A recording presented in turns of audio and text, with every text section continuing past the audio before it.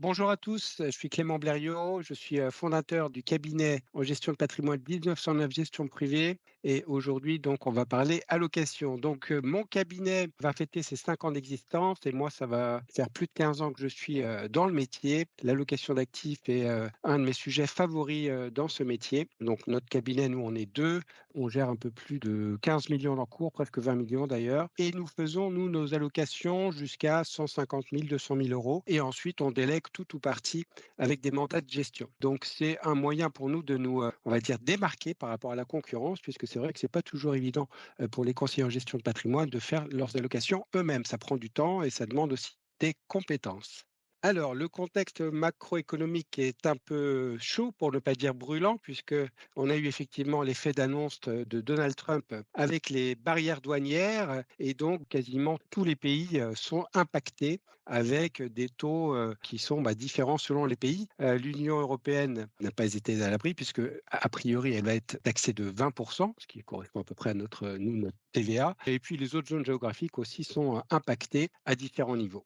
Donc, qu'est-ce que ça veut dire? C'est vrai que ça va créer effectivement un petit souci, en tout cas à court terme, aussi pour les Américains. Donc, comme on nous l'avait dit, comme l'avaient dit les gérants, l'année 2025 va être très volatile et ça va confirmer ça, effectivement, une grosse volatilité. Si on fait un point marché, on voit que tous les indices, excepté les indices américains, sont au vert. Donc, le Trump Trade a bien fonctionné, mais depuis le 1er janvier, c'est pas terrible. Donc, on va voir comment nous, on va l'intégrer dans les allocations. Alors, on passe au premier profil, le profil équilibré. Donc, profil équilibré, normalement, on va dire que c'est un 50-50, 50% obligataire et 50% actions. Alors, dans mon cas, j'ai fait 35% d'obligataire à travers trois fonds. Donc, le fonds Amundi Obligations Internationales, qui est très diversifié pour 15%. À cela, j'ai rajouté un fonds Octo Credit Value, qui lui a la particularité d'être assez flexible et donc de pouvoir naviguer, on va dire, selon les conditions de marché, puisqu'a priori,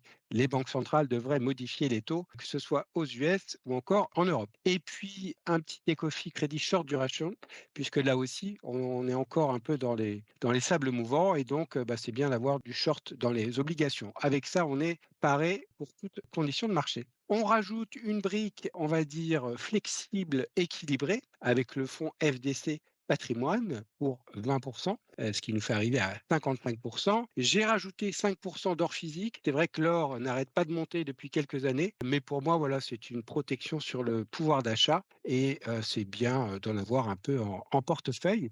Et puis dans mon cas, c'est vrai que ça rassure les clients de se dire, bon voilà, même si j'ai pas de lingot d'or ou de Napoléon à la maison, j'en ai un peu dans mon contrat d'assurance vie. Et si on passe à la poche actions, donc on a 40% d'actions, mais dans ces 40% d'actions, on a des fonds, on va dire, mixtes, comme par exemple Varenne Global, qui est capable de se replier voilà, sur de l'obligataire lorsque les conditions de marché le nécessitent. Et puis on a des petits fonds, on va dire, satellites que j'aime bien, comme le fonds Chine. On sait que le consommateur chinois retrouve un peu de vigueur, donc c'est bien de se positionner dessus. Les fonds tech, là aussi, sont très intéressants, donc Pictet Digital. Et puis des fonds, on va dire, résilients, comme le Global Dividend Fund et le fonds infrastructure de chez M&G, voilà, qui permet d'être investi sur des actions, mais avec un petit coussin de sécurité. Alors, je joue aussi les États-Unis à moyen terme avec Palatine Amérique. Donc, le profil dynamique, alors, on voit qu'effectivement, j'ai retiré l'or, j'ai intégré du private equity à hauteur de 10%. On retrouve un peu d'obligataire à 22%. Donc, on a retiré le short duration. Eh oui, parce qu'on se positionne moi sur quelque chose d'un peu plus rémunérateur.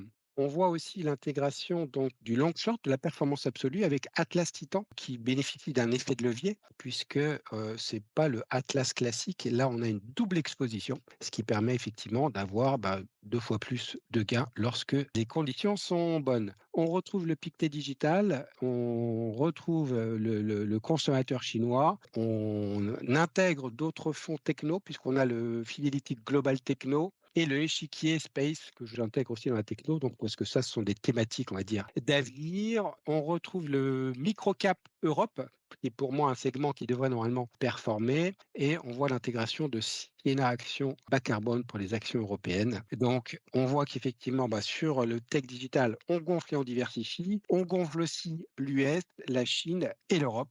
Et comme je l'ai dit, on intègre du private equity.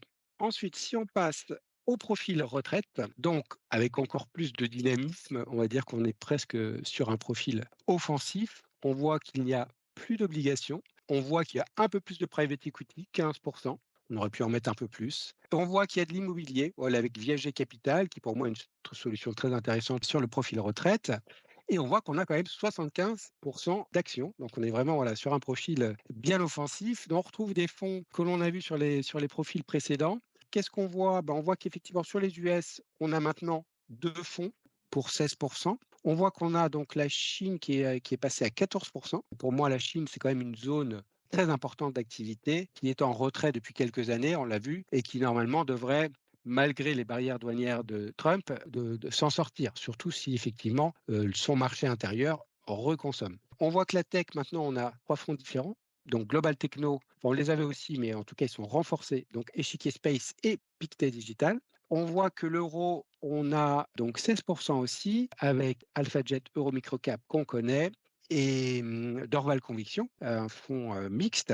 Et puis on voit qu'on a l'intégration donc de Mirova, Women Leaders and Diversity Equity, pardonnez-moi mon accent pas terrible, et avec l'intégration voilà, de Varenne Global. Voilà, on est sur différentes tailles d'actifs chez Varenne Global, donc parfois, voilà, si le segment des micro-caps ou des small et mid-cap vient à performer, Varenne sera les jouer également.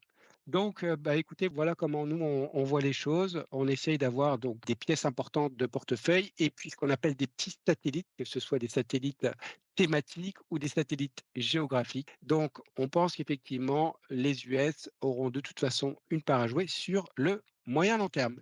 Merci à tous. Et puis, donc, un petit rappel, l'année 2025 sera très volatile. Il va falloir s'armer de sang-froid, il va falloir prévenir les clients et il va falloir voilà, suivre, mais voilà, garder ses convictions. C'est très important. Et puis surtout, voilà, rappeler aux clients l'horizon de placement. Je vous remercie et je vous dis à très bientôt pour la suite. Au revoir.